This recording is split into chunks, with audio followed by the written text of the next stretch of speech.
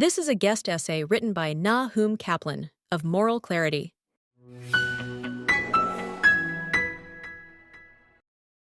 Arab unity is as real as a three-humped dromedary, but Arab leaders shouted out in outraged unison against U.S. President Donald Trump's plan for the U.S. to take over Gaza, relocate its people, and rebuild the Strip. Arab League Secretary General Ahmed Aboul Gate thundered that Trump's plan would have a, quote, damaging effect on peace and stability, and was unacceptable for the Arab world. Let me translate. We loathe Jews and Israel's existence and have never given up our sick Islamist fantasy of destroying the Jewish state. The so-called Israeli-Palestinian conflict is just a strategy for the Arab goal of annihilating Israel. It is not the war itself. The Palestinians' plight, as media cliché writers dub it, is the Arabs' main weapon. So 2 million Palestinians relocated from Gaza would be a huge reduction in the Arab arsenal and a major victory for Israel. No wonder the Arabs oppose it. The Arab world does not even attempt to resolve the contradiction that Gazans claim refugee status, as well as insisting that Gaza is their homeland.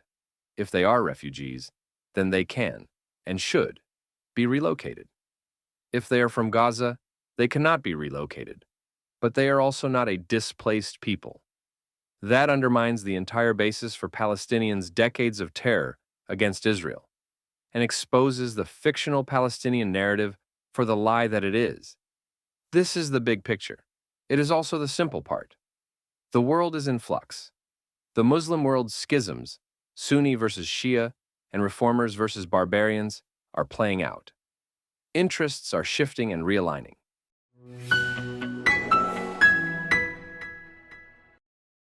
Today, Gaza is a population of jihadists who elected Hamas into government, turned it into an ISIS Nazi terror state, and launched the genocidal October 7th pogrom against Israel. The mainstream media likes to portray Hamas as a group that is separate from ordinary Palestinians in Gaza, who are suffering under Hamas's oppression. While that is certainly the case for some, the Arab world knows that Hamas is a Palestinian movement that enjoys great support and, after 18 years in power, has radicalized Palestinians in Gaza. Polling from the respected Ramallah-based Palestinian Center for Policy and Survey Research from June 2024, when Israeli attacks were fierce, shows that 57% of Palestinians in Gaza believe Hamas was right to attack on Israel on October 7th. Fully 76% of Palestinians in Gaza said they were satisfied with Hamas's performance during the Israel-Hamas war. This is a terrifying poll. Hamas's grotesque strategy in Gaza is to use civilians as human shields, something only jihadist crazies could support. Yet 75% of Palestinians in Gaza claim to do so. One can quibble with the poll numbers, but it is clear that many Palestinians in Gaza are Islamists. That is why Egypt and Jordan, the two countries that would be expected to take in Palestinians in Gaza under Trump's plan, want nothing to do with them. Hamas is an offshoot of the murderous Muslim Brotherhood, founded in Egypt in 1928 and banned as a terror group in 2013. Egypt knows that these jihadists want to build a caliphate at the expense of nation-states, including Arab kingdoms and Muslim republics, so the Egyptians want to contain them. The Muslim Brotherhood also has a 100-year plan to conquer the West. Its decades-long work of pushing Christian minorities out of Arab Muslim countries is salient. Christians make up 5% of Middle East populations, down from 13% at the turn of the century and about 19% a century ago. The last thing Cairo wants is to take in a huge population of Muslim Brotherhood-inspired extremists. It is why Egypt has built a huge security wall on its border with Gaza that extends 18 meters underground. Egypt will not even let Gaza's women and children seek sanctuary until the Israel-Hamas war is over. Gaza was never a so-called open-air prison before the war like the malignant, lying anti-Israel lobby claims. But to the extent that Palestinians in Gaza could not get out, Egypt shares as much blame as Israel, even if the one-eyed international media rarely reports this fact. Jordan, likewise, has no desire to take in more Palestinians. The Palestine Liberation Organization tried to overthrow Jordan's Hashemite kingdom in 1970, known as Black September. The Jordanian military fought a war to drive them out. The Muslim Brotherhood assassinated Jordan's King Abdullah, the current monarch's King Abdullah II's grandfather, in 1951. Jordan is having a major battle with Iran-backed extremists and certainly does not want more. The Palestinians do not win popularity contests elsewhere in the Arab world either. After being driven out of Jordan, their leadership moved to Lebanon, where they brought war and terror, and the Palestinians backed Saddam Hussein's invasion of Kuwait in 1990, after which the Kuwaitis expelled them bloodily and vengefully. Given this history, Egypt and Jordan's concerns have some merit. Those who know Palestinians in Gaza the best like and trust them the least.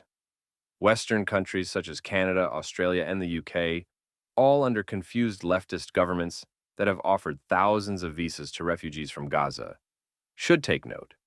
Statistically, some of these refugees must be extremists, and a significant number must hold some extremist views. Bringing in thousands of people from one of the world's most radicalized places is as stupid as a mule that has bumped its head. It is also a callous thing for Western governments to do their Jewish communities at a time of surging anti-Semitism. Especially fanciful is the idea that jihadists will change once presented with the opportunities that moving to the West will bring them. To think this is to demonstrate no understanding of Islamism whatsoever. You should block your ears when such people speak. If Trump cannot get the region to accept his plan, and Gaza is rebuilt with its population still there, then the questions remain of what to do about Hamas, and who will govern Gaza. There is no point in rebuilding Gaza only for Hamas to take it over again, and launch more attacks against Israel in a few years. That has been the disastrous policy of recent decades. It is also Hamas's preferred outcome. I am no military strategist, but doing what your enemy wants does not strike me as an idea from the pages of von Clausewitz and Sun Tzu. It may not end up being an all-or-nothing situation.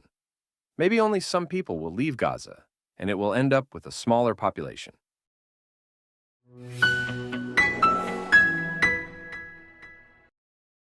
Trump's boldness and unpredictability has put the Arab world into a spin.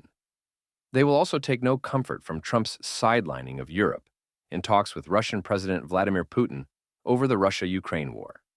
It shows that this U.S. administration has a different world view, is doing things its own way, and does not care whether it upsets allies or foes. It is not business as usual. U.S. Secretary of State Marco Rubio, who has had a pretty low profile so far with his boss hogging the limelight, has asked Arab states to do more than whine. Rubio said, quote, "All these countries say how much they care about the Palestinians, but none of them want to take any Palestinians. None of them have a history of doing anything for Gaza. Right now, the only plan, they don't like it, but the only plan is the Trump plan. So if they've got a better plan, now's the time to present it. This is correct. It also calls the Arab bluff. The pressure is now on them to produce serious proposals. If they do not, it will essentially be confessing that they do not want a resolution, because suffering Palestinians is the strategy against Israel. It is amazing what a little motivation can do. Arab states are now working frantically on alternative rebuilding plans for Gaza. An Egyptian proposal is said to be the front-runner. It would reportedly involve establishing a national Palestinian committee to govern Gaza with no Hamas involvement, international participation in reconstruction without relocating Palestinians in Gaza, and financing from Arab and European states. Apparently, they are even considering creating a Trump Fund for Reconstruction, which reveals how they view Trump. They believe that playing to his ego is the way to win him over. That may well be true. This plan, however, does not credibly keep Hamas out of power. Even if Hamas were to surrender power in some sort of agreement, as they have indicated they might, there is nothing to stop them from being re-elected or seizing power again in the future. It is worth listening to the Israeli right on this. When Israel withdrew from Gaza in 2005, they predicted Hamas would take over within a year. It took only 6 months. This almost guarantees that alternative Arab proposals will be duds in terms of any regional political advancement, even if they would rebuild Gaza. I am also curious as to how long these proposals estimate rebuilding Gaza will take. The United Nations said it would take 350 years to restore Gaza's economy to pre-war levels. This was utterly moronic thing to claim. Empires rise and fall in a fraction of that time. The Neo-Assyrian, Neo-Babylonian, and Persian empires each lasted about half that time. Predictably and disappointingly, a path towards a two-state solution is reportedly part of the Arab proposal.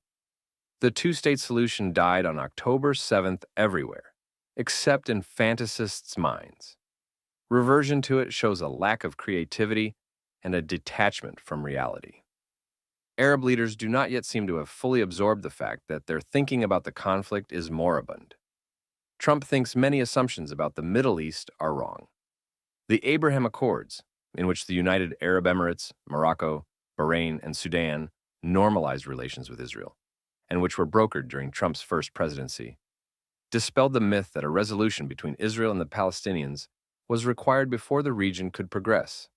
The Trump administration is now slaughtering another sacred cow, the notion that a two-state solution is the only way to resolve the conflict.